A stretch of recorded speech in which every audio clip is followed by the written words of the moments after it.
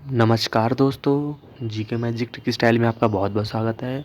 25 नवंबर 2022 की current affair आपके सामने लेकर आ चुके हैं, जो हर एग्ज़ाम के लिए आपके लिए काफ़ी महत्वपूर्ण होगी।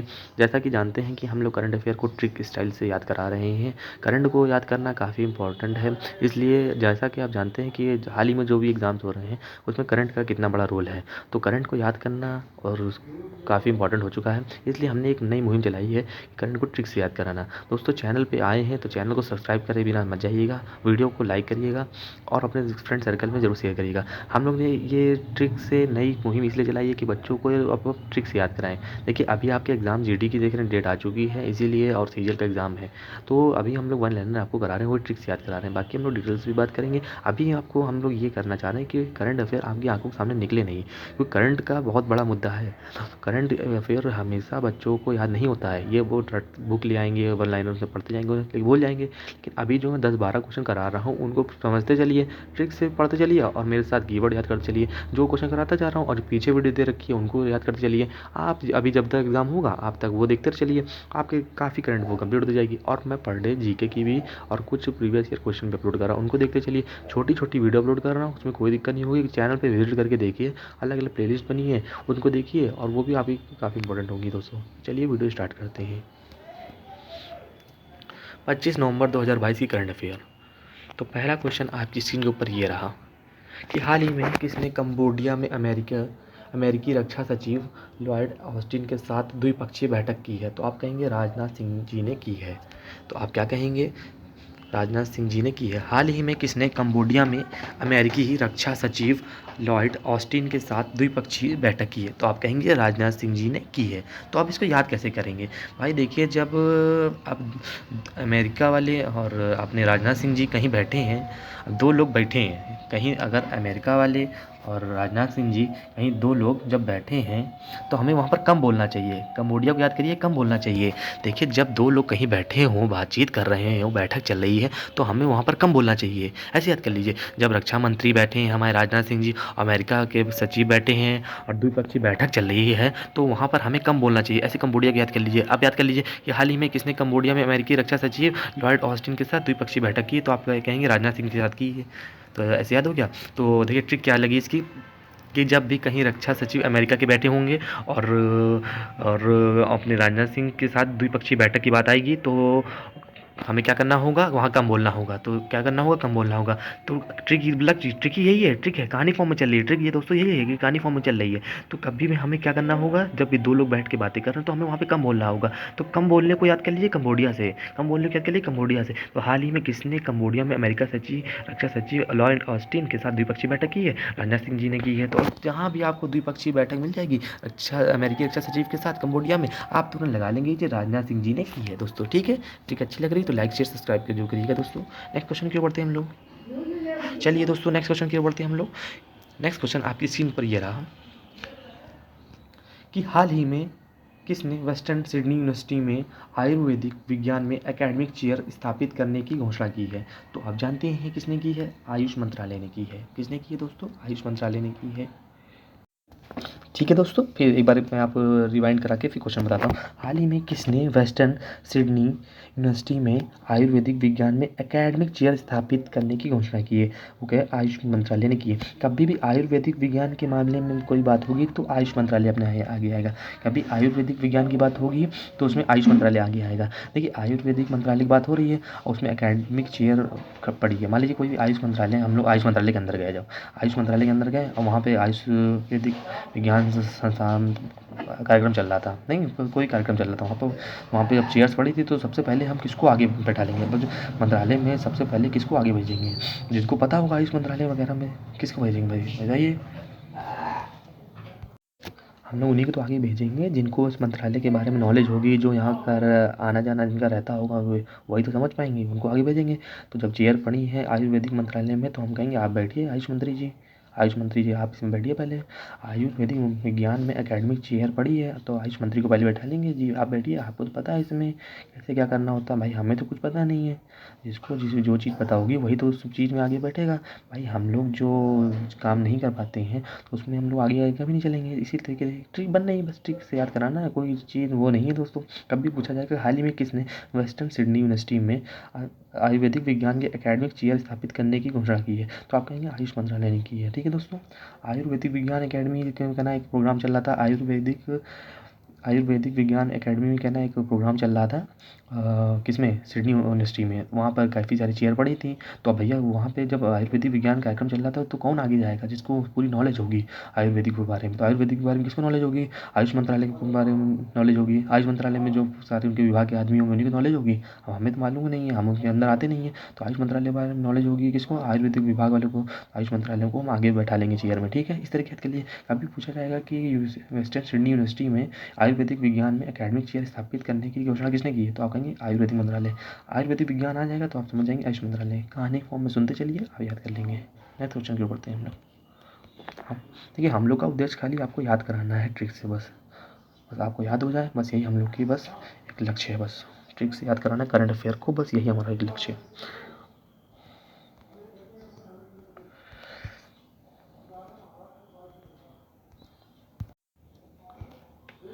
चलिए नेक्स्ट क्वेश्चन की बढ़ते हैं। हाल ही में कर्मयोगी प्रारंभ किस वर्ग के लोगों के लिए तैयार किया गया है पाठ्यक्रम है, तो आप कहेंगे सरकारी कर्मचारी। हाल ही में कर्मयोगी प्रारंभ किस वर्ग के लोगों के लिए तैयार किया गया पाठ्यक्रम है, आप कहेंगे सरकारी कर्मचारी के लिए। भाई जब कर्म कोई करेगा, कर्म जो करेगा उसी को सरकारी नौकरी मिलेगी। जो कोई कर्म करेगा उसी को सरकारी नौकरी मिलेगी। जब कोई कर्म करेगा, कर्म करना प्रारंभ करेगा, उसी को सरकारी नौकरी मिलेगी। इसी तरह के ट्रिक बता रहे हैं, समझ रहे हैं ना। जब कोई कर्म करना स्टार्ट करेगा तभी वो भी सरकारी कर्मचारी बन पाएगा। तो इसी तरह याद कर लिए कि हाल ही में कर्मयोगी प्रारंभ किस वर्ग के लोगों के लिए तैयार किया गया, उन्हीं वर्ग के लिए तैयार हुआ है जो कि कर्म करेंगे, कर्म जो करेंगे वही सरकारी कर्मचारी बनेंगे। तो हाल ही में कर्मयोगी प्रारंभ किस वर्ग के लोगों के लिए तैयार किया गया, आप कहेंगे किस लोगों के वर्ग के लिए तैयार किया गया, प्राइवेट लोगों के लिए नहीं करा गया। भाई जो कर्म करेगा वही उन्हें सरकारी कर्मचारी बन पाएगा। तो कर्मयोगी प्रारंभ किसके लिए है, प्राइवेट सेक्टर के लिए नहीं, जो सरकारी कर्मचारी हो इसके लिए सरकारी कर्मचारी, जो कर्म करेगा वही सरकारी नौकरी पाएगा ना। इस तरीके आप याद कर सकते हैं। तो हाल ही में कर्मयोगी प्रारंभ किस वर्ग के लिए लोगों को तैयार किया गया है पाठ्यक्रम है, आप कहेंगे सरकारी कर्मचारी के लिए। तो भाई जो कर्म करेगा वही सरकारी नौकरी पाएगा। इस तरीके याद कर, ट्रिक है ये, ट्रिक से याद करिए और कहानी सुनते चलिए मेरे साथ। ठीक है, सरकारी कर्मचारी इस तरीके आप याद कर सकते हैं। नेक्स्ट क्वेश्चन क्यों पढ़ते हैं, ये तो देखो आप याद ही कर सकते हैं दोस्तों। संगाई महोत्सव किस राज्य में मनाया जाता है, ये जानते हैं, संगाई महोत्सव मणिपुर में मनाया जाता है। ठीक है दोस्तों, ये कोई ट्रिक की जरूरत नहीं, डायरेक्ट आप कर सकते हैं।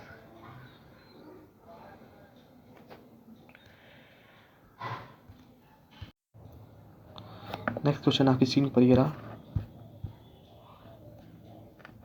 हाल ही में किस शहर में हिंद प्रशांत क्षेत्रीय संवाद इंडो पैसिफिक रीजन डायलॉग 2022 का मेजबान बना है, नई दिल्ली बना है। ठीक है, तो क्वेश्चन पूछा जाएगा कि हाल ही में किस शहर में हिंद प्रशांत क्षेत्रीय संवाद इंडो पैसिफिक रीजनल डायलॉग 2022 का शुभारंभ किया गया, नई दिल्ली में किया गया। इसमें कोई याद करने की जरूरत नहीं है, ट्रिक लगाने की जरूरत नहीं है, आप डायरेक्ट लगा लेंगे कि इंडो पैसिफिक रीजनल डायलॉग कहाँ है, इंडो पैसिफिक रीजनल डायलॉग कहेंगे, Indo Pacific regional dialogue New Delhi. Direct याद भी, कोई दिक्कत नहीं, ट्रिक की जरूरत नहीं इसमें।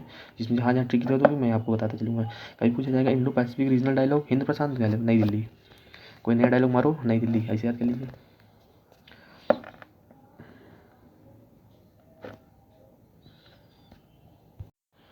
ठीक है ना, इसमें तो आपको कोई दिक्कत नहीं, इसमें कोई दिक्कत नहीं होगी ऊपर वाले में। ठीक है, नेक्स्ट क्वेश्चन की पढ़ते हैं हम लोग।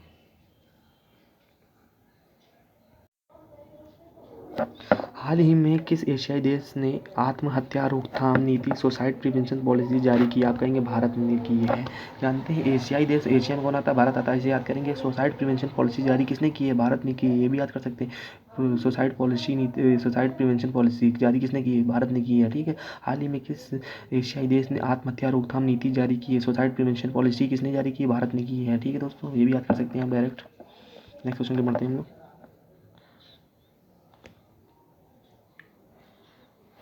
हाल ही में किसने एपीजे अब्दुल कलाम द्वीप से अग्नि 3 IRBM intermediate range ballistic missile का लॉन्च किया है, भारत ने किया। हाल ही में किसने एपीजे अब्दुल कलाम द्वीप से अग्नि 3 इंटरमीडिएट रेंज बैलिस्टिक मिसाइल को लॉन्च किया है? आप कहेंगे भारत ने किया है। कैसे करेंगे? देखिए, अग्नि 3 मिसाइल जब भी पूछा जाएगा तो आप कुछ कहेंगे कि किसने लॉन्च किया है, आप कहेंगे डीआरडीओ ने करा है। कहाँ से किया है, किसने किया है? भारत ने किया, ठीक है।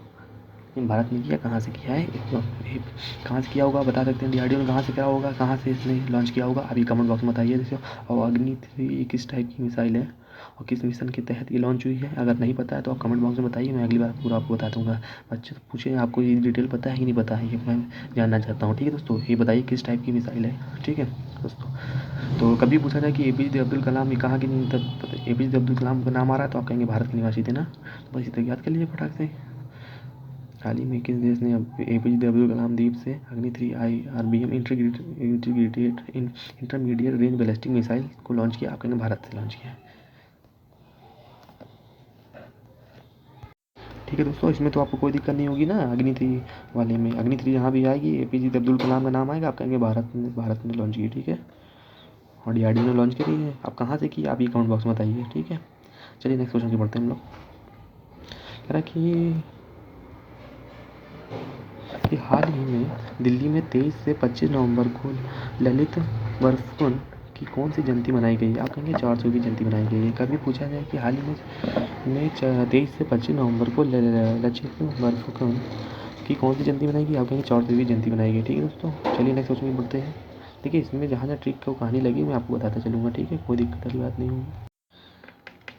ठीक है दोस्तों, कोई दिक्कत नहीं ना आपको इस क्वेश्चन में, ये वाले क्वेश्चन कोई दिक्कत नहीं ना कि हाल ही में दिल्ली में 23 से 25 नवंबर को लचित बरफुकन की कौन सी जयंती मनाई गई? आप कहेंगे 400वीं जयंती मनाई गई है। बरफुकन जी का नाम आएगा, 400वीं जयंती मनाई गई। ठीक है, तो अब हाल ही में डेयरी क्षेत्र के लिए राष्ट्रीय गोपाल रत्न पुरस्कार की 2022 की घोषणा की गई है। वो मिला है मत्स्य पालन मंत्रालय, पशुपालन मंत्रालय और डेयरी मंत्रालय। अब भाई डेयरी क्षेत्र के लिए बात आएगी राष्ट्रीय गोपाल रत्न पुरस्कार। पहली बात तो डेयरी क्षेत्र के लिए राष्ट्रीय गोपाल रत्न पुरस्कार होता है। ठीक है, पहली बात तो ये समझ लिए। तो ये अब राष्ट्रीय गोपाल पुरस्कार है तो डेयरी क्षेत्र के लिए है। अब डेयरी में हम लोग जानते हैं किस क्षेत्र से दूध किससे निकलता है, तो पशुओं से निकलता है ना। तो पहले तो पशुपालन मंत्रालय को मिलेगा, तो मत्स्य पालन को मिलेगा और डेयरी मंत्रालय को मिलेगा। इस तरह की याद कर लिए दोस्तों। ठीक है, डेयरी में कौन कौन से जानवर होंगे? गाय हो सकती है, भैंस हो सकती है ना, तो डेयरी में नहीं उन्हीं से दूध निकलता है ना, फिर तो डेयरी में आता है। इस तरीके याद कर लेना। राष्ट्रीय गोपाल रत्न पुरस्कार किसे मिला है? मत्स्य पालन मंत्रालय को, पशुपालन मंत्रालय, डेयरी मंत्रालय को। इस तरीके याद करिए। डेयरी की बात आ रही तो दूध दही की बात आ जाएगी। ठीक है, डेयरी में जाते नहीं हम लोग दूध दही लेने, दूध कहाँ से आता है? गाय भैंसों से आता है ना। तो पशुपालन को हम लोग पशुपालन मंत्रालय में को मिलेगा। पशु के अंदर में आते हैं ना गाय भैंस, तो पशुपालन मंत्रालय को मिलेगा। फिर उसके साथ आपको ये ऑप्शन में भी दिया होगा मत्स्य पालन मंत्रालय और डेयरी मंत्रालय। डेयरी तो दिया ही है, डेयरी भाई पशुपालन मंत्रालय को तो दिया ही होगा। पशु से दूध निकलता है तो वो जाता है डेयरी में, तो डेयरी मंत्रालय याद कर लीजिए। सिर्फ कहते हैं हाल ही में किसने डेयरी क्षेत्र के लिए राष्ट्रीय गोपाल रत्न पुरस्कार पूछा है? तो आप कहेंगे डेयरी में दूध मिलता है तो दूध कैसे आता है? पशुओं से आता है, तो पशुपालन मंत्रालय तो आएगा ही आएगा। और पशुओं का दूध कहाँ जाता है? डेयरी में जाता है, तो डेयरी मंत्रालय भी आएगा। और मत्स्य पालन इस तरह के याद कर लीजिए, कोई दिक्कत नहीं है। ठीक है,